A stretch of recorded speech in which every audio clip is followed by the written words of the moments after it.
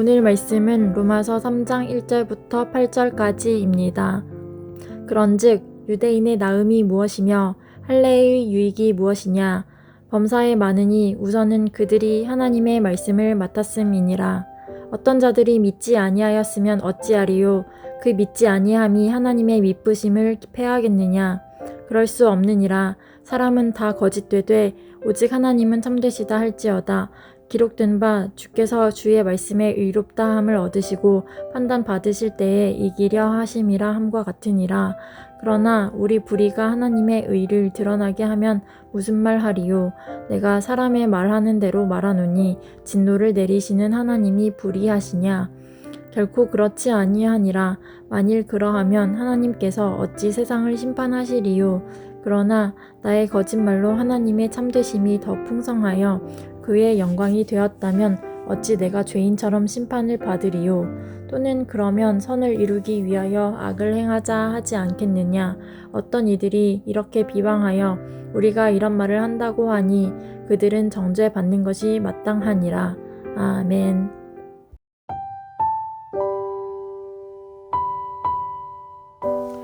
교회를 다니는 사람들도 교회를 다니지 않는 사람들도 하나님의 선하심과 의로우심에 대해 의문을 가지며 혹은 도전을 하며 던지는 질문들이 있습니다.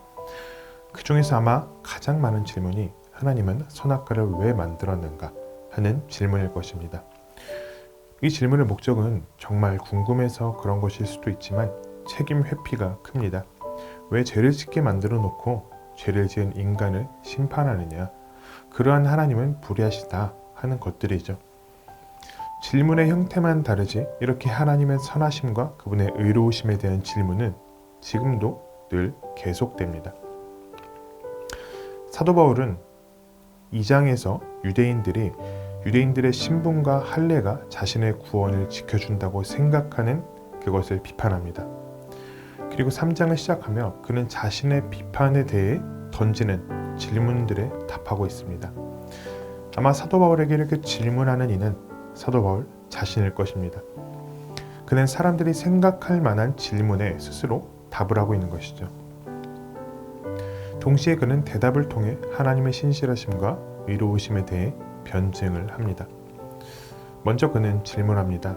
그러면 유대인이라는 신분과 할례가 구원의 효력이 있는 것이 아니라면 그들의 유대인됨과 할례가 무엇이 유익합니까? 이에 답합니다. 범사에 많지만 그 중에 우선된 것은 하나님의 말씀을 위탁받은 것입니다. 그러면 또 질문을 합니다. 하나님께서 그들에게 말씀을 위탁하셨는데 말씀을 받은 그들이 신실하지 못하다면 이것은 하나님의 실수가 아닙니까? 여기서 사도 바울은 말합니다. 그럴 수 없느니라 이렇게 대답합니다. 그런데 한글로 보면은 이 대답은 굉장히 차분한 거절의 표시인 것 같지만 의미로 본다면 사도 바울은 지금 굉장히 분노하면서 부정을 표하고 있습니다.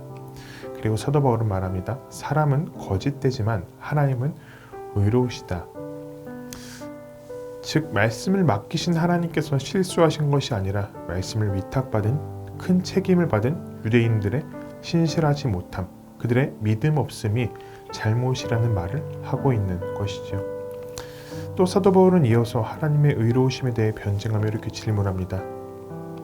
그러면 우리 불의가 하나님의 의를 드러내면 무엇이라 말하겠는가? 이 5절을 조금 더 쉽게 이해하기 위해서 메시지 성경으로 보면 이렇습니다. 그런데 이런 질문이 나올 수 있습니다. 우리의 악한 행위가 오히려 하나님의 의로운 행위를 분명히 드러내고 확증한다면 그 일로 우리는 오히려 칭찬받아야 하는 것 아닌가? 우리의 악한 말이 그분의 선한 말씀에 흠집 하나 내지 못한다면 하나님께서 우리를 다그쳐 우리 말의 책임을 묻는 것은 잘못된 것은 아닌가? 그러나 이러한 의의는 작은 인간의 한계에서 생각한 의로움이기 때문에 그렇습니다. 현실에서 의로운 판사는 어떤 사람이죠? 죄에 대해 심판할 때 그 죄책에 맞는 심판을 내린 판사가 의로운 판사입니다. 즉 의로운 판사는 불의한 죄인을 심판함으로써 의를 얻습니다. 그러나 하나님의 의가 이러한 의입니까? 사도 바울이 6절에서 말합니다. 결코 그렇지 아니하니라. 하나님의 의는 누군가에 의해 어떤 불의한 자에 의해서 그 불의를 심판함으로써 조건적으로 얻어지는 것이 아닙니다. 인간의 의는 불의를 심판할 때 그 의로움을 더 얻습니다. 왜 그렇죠? 인간의 의로움이란 불완전하기 때문입니다. 불의함에 반대해야 그 의로움이 채워지지만 하나님의 의, 그분의 의로우심은 어떤 것에 의해서 판단을 받지 않는 완전한 의로움입니다. 하나님께서는 당신의 의로움을 완성시키기 위해서 어떠한 것도 하지 않으십니다. 그분의 의로움은 그저 완전한 의로움이고 하나님 그저 스스로 의로우신 분이기 때문입니다.